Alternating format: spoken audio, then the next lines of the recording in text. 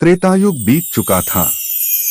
कलियुग का प्रभाव धरती पर बढ़ता जा रहा था।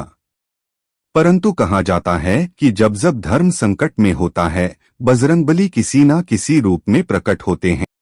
यह कहानी है एक ऐसे रहस्य की जो एक पुराने वन में छिपा था। कालवृक्ष। दक्षिण भारत के एक सघन जंगल में एक पुराना वृक्ष था जिसे स्थानीय लोग कालवृक्ष कहते थे। कहते हैं उस वृक्ष से रात के समय रहस्यमय रोशनी निकलती थी और जो भी व्यक्ति उसे छूता था वह या तो अदृश्य हो जाता था या पागल। गांव में एक संत रहते थे, स्वामी वेदभारती। वे वर्षों से हनुमान जी की उपासना कर रहे थे। एक रात उन्हें स्वप्न में एक संकेत मिला। कालवृक्ष की जड़ में हनुमान जी का छुपा हुआ रहस्य है जो कलियुग की अंधकार में एक ज्योति बन सकता है।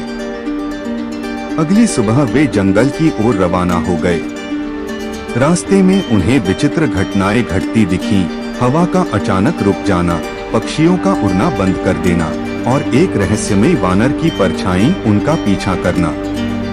जैसे ही वे कालवृक्ष के पास पहुँचे, उन्हें एक गूढ़ मंत्र सुनाई देने लगा जो किसी अदृश्य शक्ति द्वारा बोला जा रहा था। जब हनुमंत बलबीरा बिनु पद चल बिनु मुख बखानी। स्वामी वेदभारती ने हनुमान चालीसा का पाठ आरंभ किया। जैसे ही अंतिम चौपाई पूरी हुई, वृक्ष दो भागों में फट गया और उसमें से एक पत्थर का सिंहासन प्रकट हुआ जिस पर लिखा था, यह वह स्थान है जहां हनुमान जी कलियुग में ध्यानस्थ होते हैं जब भी संसार में धर्म की लौ बुझने लगती है। सहसा सिंहासन के चारों ओर अग्निमंडल बन गया और उसमें हनुमान जी की छवि प्रकट हुई, शांत, विशाल और तेजस्वी।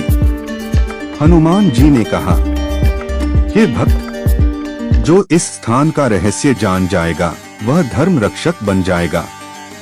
किंतु इस रहस्य को जानने का मूल्य है त्याग, तप और निष्ठा।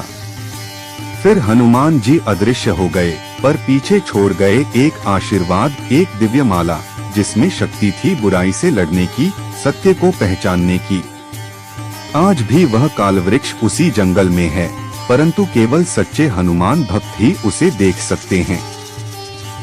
और कहते हैं जब कलियुग अपने चरम पर पहुंचेगा, हनुमान जी उसी वृक्ष से दोबारा प्रकट होंगे।